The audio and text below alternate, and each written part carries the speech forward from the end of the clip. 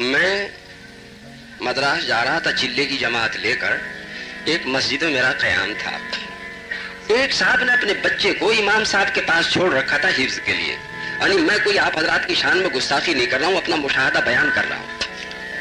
اس بچے کے سبق یاد نہیں تھا. استاد نے جو اس کی ٹھکائی شروع کی اتنی موٹی لکڑی سے, وہ بچہ تھر تھر کانپ رہا تھا اور وہ غصے سے آنکھیں سرخ ان کی بالکل جیسے خون ٹپک رہا ہے. کئی منٹ میں دیکھتا رہا, مجھ سے جب تحمل نہیں ہوا تو میں اٹھ کے ان کے پاس جا کے بیٹھ گیا. میں نے کچھ نہیں کہا. جب دیکھا یہ بلا میرے سر پر آ گئی, جب اس کا مارنا چھوڑا. کیا کیا بھائی؟ میں مارنا چھوڑا. آپ یہ سوچو یہ بچہ بڑا ہو کے دیندار بنے گا جی. بچوں کو پڑھا رہے ہیں تو کیسے ہو جیسے محمد صلی اللہ علیہ وسلم تھے کہ جو بچہ ہے آپ کا دامن چھوڑنے پر کسی قیمت پر تیار نہ ہو. ابا خوشامد کر کے یوں چاہیں 24 گھنٹے کو اسے گھر لے جائیں, وہ آپ کو چھوڑنے پر تیار نہ ہو.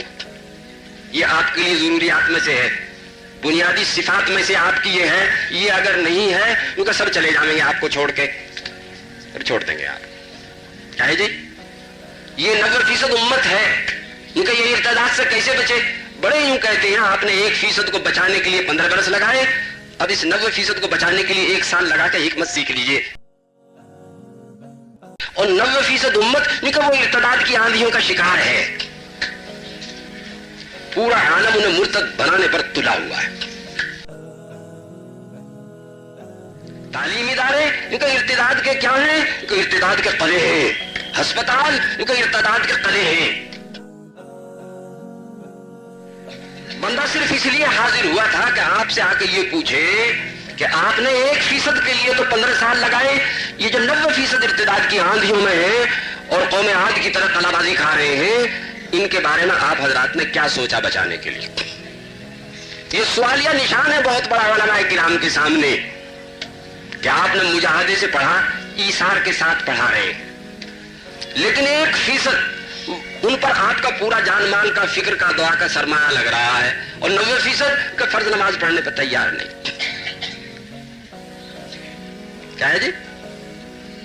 مائک سے اذانیں ہو رہی ہیں, مسجدیں آرام دہ, کولر پنکھے لگے ہوئے ہیں, راستے میں کوئی خطرہ نہیں. ابا جان نے نماز بھی سکھا دی ہے, پھر بھی 90% کو مشکل ہو رہی ہے, اور یہ ان کے ارتداد کا شکار ہے. آپ سوچیں کہ امت کے اندر دین آ جائے تو اس کا ذمہ دار کون ہے جی؟ ہم جیسے ان پڑھ ہیں ذمہ دار اس کے؟ سوچیں آپ حضرات. اس لیے یوں کہتے ہیں کہ دین کے 4 شعبے ہیں. ایک دعوت و تبلیغ کا, دوسرے درس و تدریس کا, تیسرے تزکیہ نفس و تصفیہ قلب کا, چوتھے تصنیف و تالیف کا. چاروں لازم و ملزوم ہیں, کسی کی تخفیف نہیں کی جا سکتی.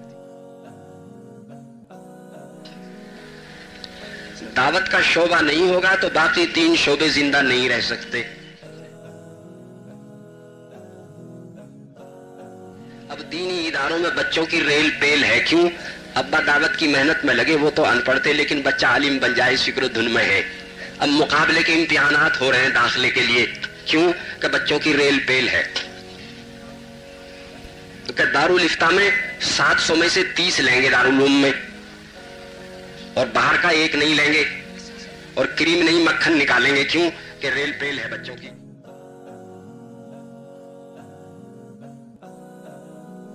اثر پڑ رہا ہے. کیوں؟ لوگوں کے اندر اصلاح کا ذوق پیدا ہو رہا ہے, جس سے مناسبتیں جا کے اصلاح کا تعلق پیدا کر رہے ہیں. دینی کتابیں ان کی دکانیں کھلی ہوئی ہیں, خوب بک رہی ہیں. کیوں؟ ان کی دعوت کی محنت ہو رہی ہے. تو دعوت کا شعبہ زندہ نہیں ہوگا تو باقی 3 شعبے زندہ نہیں رہ سکتے. اور یہ 3 شعبے جب تک صحیح سرپرستی دعوت کی نہیں کریں گے, دعوت فتنہ بن جائے گی. وہ ہر وقت اہل علم, اہل نسبت, اہل تصنیف کی محتاج ہے کہ دعوت تو علم کی روشنی میں دی جائے گی, اخلاص سے دی جائے گی. اہل نسبت سے تعلق ہوگا تب اخلاص آئے گا, ورنہ آدمی کا مرض یہ ہے کہ ذرا سا نیک کام کرے, یوں چاہے کہ لوگوں کو پتہ چل جائے, حکمت و تدبیر سے رمز و ایمان و دکھا دے بنے یہ کام کیا گیا. اس لیے ہمارے بڑے یوں کہتے ہیں ان 4 شعبوں میں 4 احتیاطیں ضروری ہیں. انفرادی, اجتماعی, عمومی, خصوصی, حتیٰ کہ رمز و ایمان میں ان میں سے کسی شعبے کی تنقیص نہ. کسی شعبے کی تنقید نہ ہو، کسی شعبے کی تردید نہ ہو، کسی شعبے سے تقابل نہ ہو. تقابل ہمیشہ تفاضل سے پیدا ہوتا ہے. جب آپ یوں کہیں گے اصل تبلیغ ہے، بس یہیں سے فتنہ کھڑا ہو جائے گا. ہو جائے گا. اس وقت سب سے بڑی مشکل یہ ہو گئی ہے کہ ہمارے اندر عصبیت پیدا ہو گئی ہے. کیا ہو گیا؟ النبی اولی بالمؤمنین من انفسہم وازواجہ امہاتہم. نبی کا حق ایمان والوں پر جان سے بھی زیادہ. بیوی کیسی صاحب جمال پری طے کرو، اگر عدم مناسبت پیدا ہو جائے آدمی طلاق نہ دے تو علیحدگی اختیار کر لیتا ہے. بچہ کیسا ہی سعید ہو، کیسا ہی ہونہار ہو، جہاں دوسری شادی کی اور پہلے بچے کی کرامت شرافت سب مہراز خطر میں آ جاتی ہے. اور جہاں بڑے بیٹے کی آمدنی زیادہ ہوئی ابا سے الگ مکان لے کر رہنے لگتا ہے، اور چھوٹے بہن بھائیوں پر پیسہ لگانا تاوان معلوم ہونے لگتا ہے. اور اگر جان پر بن جائے تو آدمی کروڑ روپے دے کر جان بچا لیتا ہے. اس لیے استدلال سے کہا جا سکتا ہے کہ جان آدمی کو سب سے زیادہ پیاری، اور نبی کا حق تو جان سے بھی زیادہ ہے. کہ پوری دنیا میں پورا دین وجود میں آ جائے، قیامت تک باقی رہی ہے، تمہیں اکیلے کو کام کرنا ہے. حضرت الیاس صاحب قدس سرہ کو اطباء نے پانی بالکل موقوف کر دیا تھا. 7 برس تک ایک قطرہ پانی نہیں پیا. پھلوں کا رس اور دواؤں کا عرق، اس پر 7 برس گزرے. ایسے مریض تھے، زبان میں لکنتی ظاہر خیال پر قادر نہیں تھے. ایک لفظ نکلتا تھا رگیں پھول جاتی تھی، چہرہ سرخ ہو جاتا تھا. اور جو مکاتیب حضرت علی میاں صاحب دامت برکاتہم نے شائع کیے، مقدمے میں لکھا ہے کہ متوسط درجے کا عالم بھی ان سے استفادہ نہیں کر سکتا تھا. ایسے ادق علوم بیان کرتے تھے. بس ان کے اندر ایک آگ تھی جس کی وجہ سے آج کروڑوں آدمی حرکت میں ہے. پورا دین وجود میں آ جائے اس کے لیے چاروں شعبوں کا وجود میں آنا ضروری ہے. میری اکیلے کی ذمہ داری ہے کہ دعوت کا بھی کام کروں، مدرسہ بھی چلاؤں، خانقاہ بھی چلاؤں، کتابیں بھی لکھوں. جب چاروں شعبے چلیں گے، جب پورا نظام چلے گا. میں تو اکیلا کر نہیں سکتا. لوگ اعوان و انصار بن گئے ہیں، یہ سب میرے آدمی میرا کام کر رہے ہیں. کیا سمجھیں جی ہم؟ جو تبلیغ کر رہا وہ بھی میرا آدمی، اور جو مدرسہ چلا رہا ہے وہ بھی میرا آدمی، اور جو خانقاہ میں بیٹھا ہوا قلوب کی اصلاح کر رہا ہے وہ بھی میرا آدمی، اور جو کتابیں لکھ رہا ہے وہ بھی میرا آدمی. کیا میرا کام کر رہے ہیں چاروں؟ کیا کر رہے ہیں؟ یہ میرا کام کر رہے ہیں. میری اکیلے کی ذمہ داری تھی چاروں شعبوں کو میں چلاؤں. کہ اللہ نے فضل کیا بغیر استحقاق بغیر اہلیت کے کہ چاروں شعبے چلوا دیے اس نے. یہ سب کون ہے؟ کہ سب میرے آدمی ہیں. یہ اس وقت سب سے زیادہ ضروری ہے.